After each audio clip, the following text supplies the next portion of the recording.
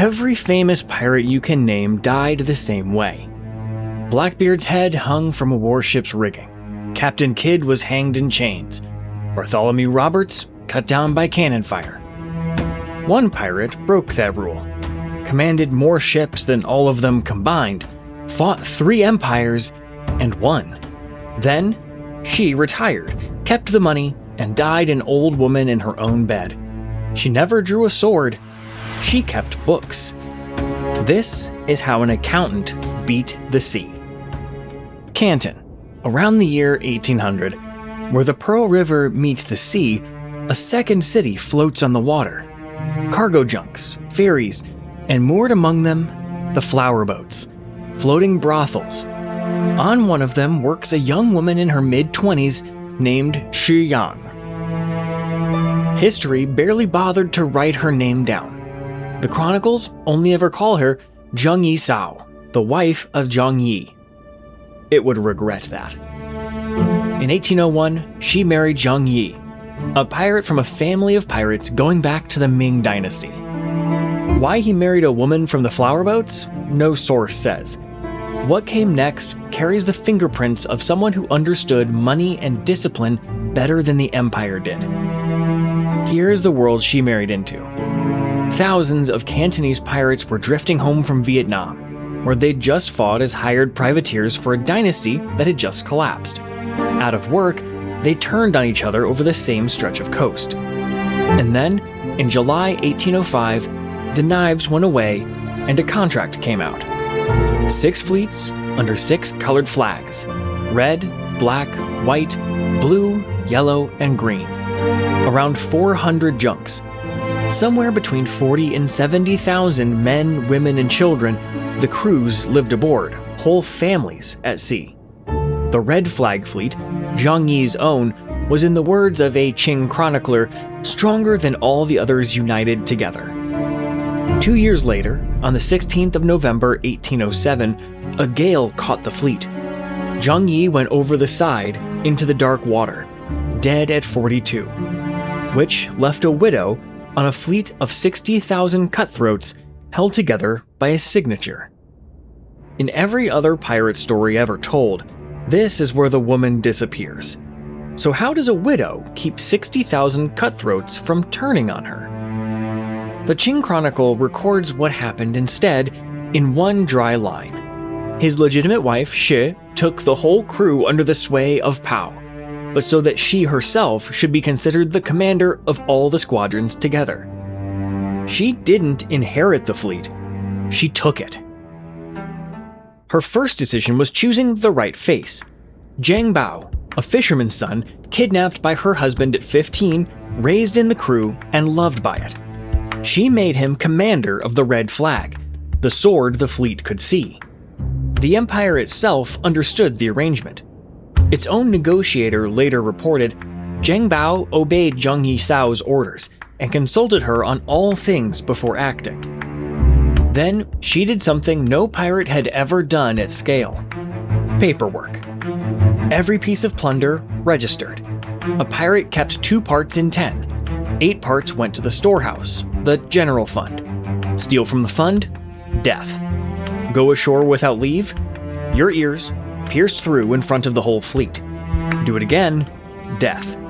Step out of the line of battle, forward or backward, and any man could accuse you at a general meeting. If found guilty, you were beheaded.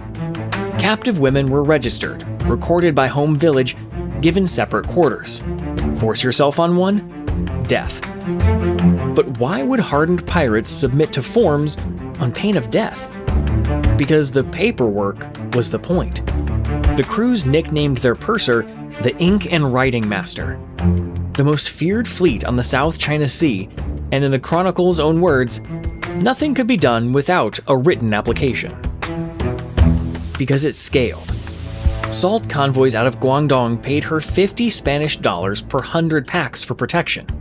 Any junk on the coast could buy a safe passage document, $50 to $500 a voyage, sold from offices she kept along the shore, staffed with clerks, backed by spies she had placed inside the imperial service itself. A governor general complained on the record. On land, the traders exchanged news with the pirates, and arrest has no effect.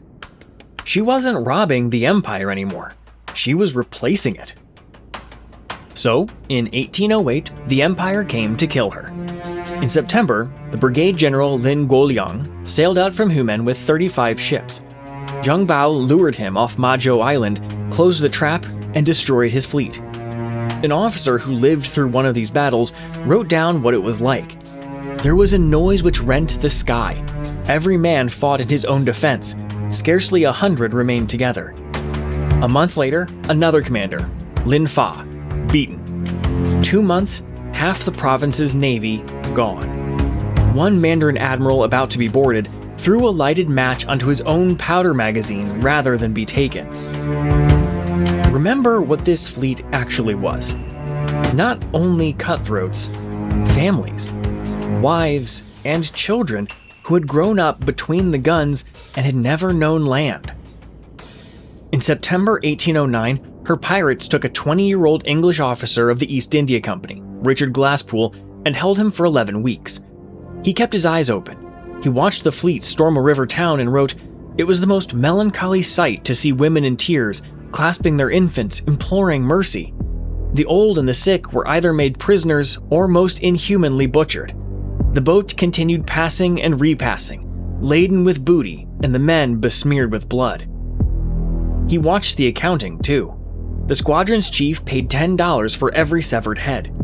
Glasspool met a pirate in a burning street with 2 heads slung around his neck, tied together by their hair. "I was a witness myself," he wrote, "to some of them producing 5 or 6 to obtain payment." Hold both of these facts at once. Her law executed any man who touched a captive woman. Her fleet paid a bounty on severed heads by the ledger at $10 each. Neither was rage. Both were policy. That is what made her dangerous. By late 1809, 3 flags flew against her. The Qing Empire went shopping for firepower. Portugal answered with a frigate and 5 brigs out of Macau. Cannon traded for 9 hours at the mouth of the Pearl River. Then the British East India Company lent its weight, and the blockade closed. And still, Glasspool noticed, the shot of the self-styled Invincible Squadron kept falling short. So what finally beat her? Nothing did, from the outside. What cracked was inside. Guo Podai, commander of the Black Flag Fleet, the Confederation's second largest, resentful of Zheng Bao and tired of the war, sailed his ships to the government and took an amnesty. Then he took a commission and began hunting his former brothers. The arithmetic had turned, and she made the most audacious decision of her life. February 1810. The Governor-General of the Two Guangs, Bai Ling, comes aboard Zheng Bao's flagship under flag of truce. She does not ask for mercy. She demands to keep 5,000 men, 80 ships, and a license for the salt trade. Bai Ling refuses. The talks collapse.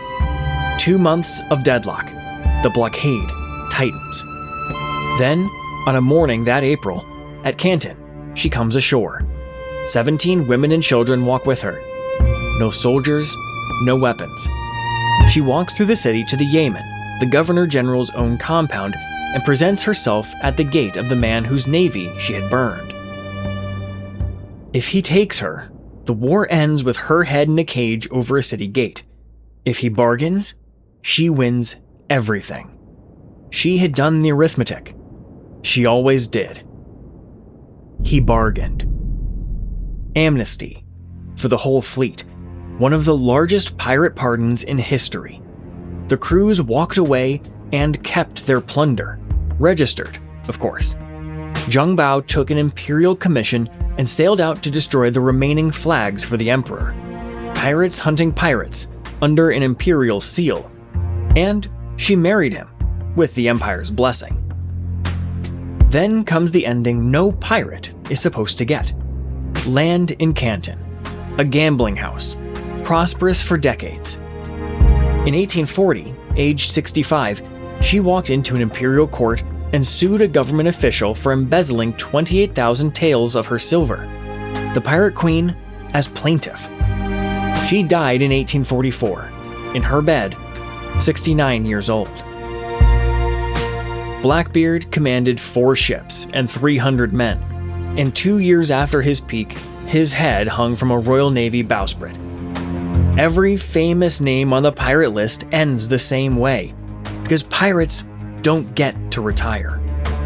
She commanded 100 Blackbeards worth of men. She fought 3 empires to a standstill, dictated the terms of her own pardon, kept the money, and outlived every navy sent against her. The woman history forgot to name never drew a sword. She kept the books. And the books say she won.